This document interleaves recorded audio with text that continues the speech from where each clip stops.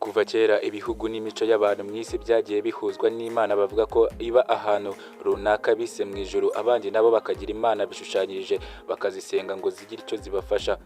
Uko imyaka igenda ishira, umubare w'abantu batizera Imana nawo wagiye wiyongera nk'uko bigaragazwa n'ubushakashatsi bwakozwe n'Abanyamerika bugasohoka mu kinyamakuru Independent. Mw'isi bisa nkaho kubaho utagira idini cyangwa imyizerere ubarizwamo ari nkaho bidashoboka bitewe n'uko imyizerere n'amadini byakozwe n'ubuzima bwa buri munsi bwa kiremwa muntu. Dore urutonde rw'ibihugu 5 bifite abaturage benshi batizera Imana.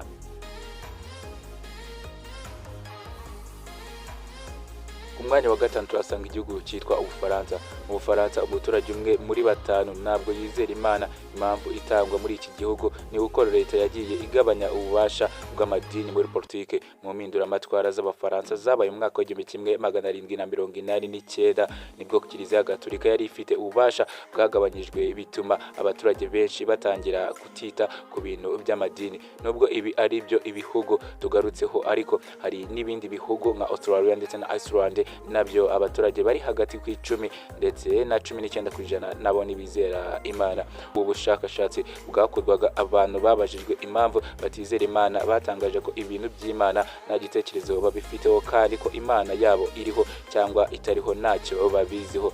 Ikindi ni uko mu bihugu byo muri Amerika ya ruguru ndetse no mu Burayi hamwe na Afrika ariho hantu hari abantu benshi bizera Imana. Bikangwena ngo ku mwanya wa 4 turasanga igihugu cya Korea ya ruguru.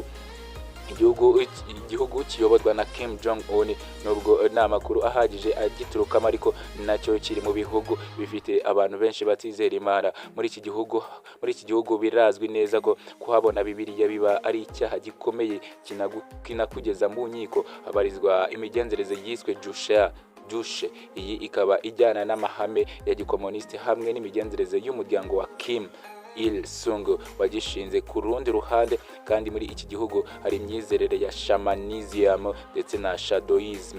Iyi ikaba ari imyizerere ijyana n'Imana nyinshi n'imigenzereze gakondo yo muri iki gihugu.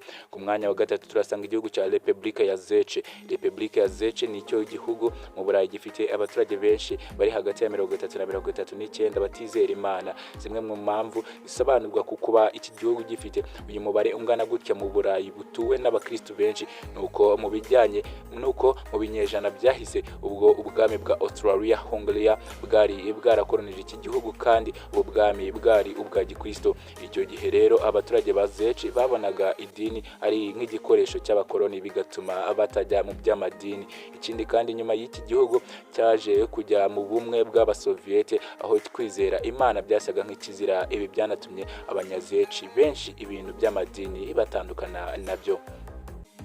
Ku mwanya wa 2 turasanga Ubuyapani. Ubuyapani nabwo buri ku mwanya wa 2 w'ibihugu bifite abantu batizera Imana, aho abari hagati ya 30 na 39 batizera Imana. Muri iki gihugu hari abantu bangana n'8% bagendera ku mugenzo wa Shintoism, aho bizera ko buri kintu cyose cyifitemo ubumana ndetse n'ubutagatifu. Ku mwanya wa 1 turasanga igihugu cy'Ubushinwa.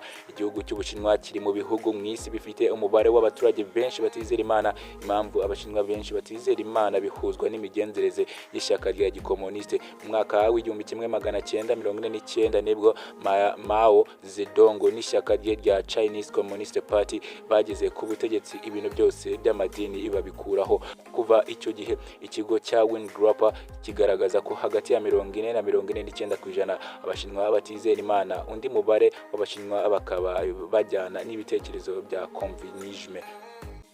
Urwa rutonde rw'ibihugu 5 bifite abaturage benshi batizera Imana bitewe n'uburyo n'ibihe byabo ndetse n'imigenzereze yabo na politike zabo ndetse n'uko babyumva ku bijyanye n'Imana.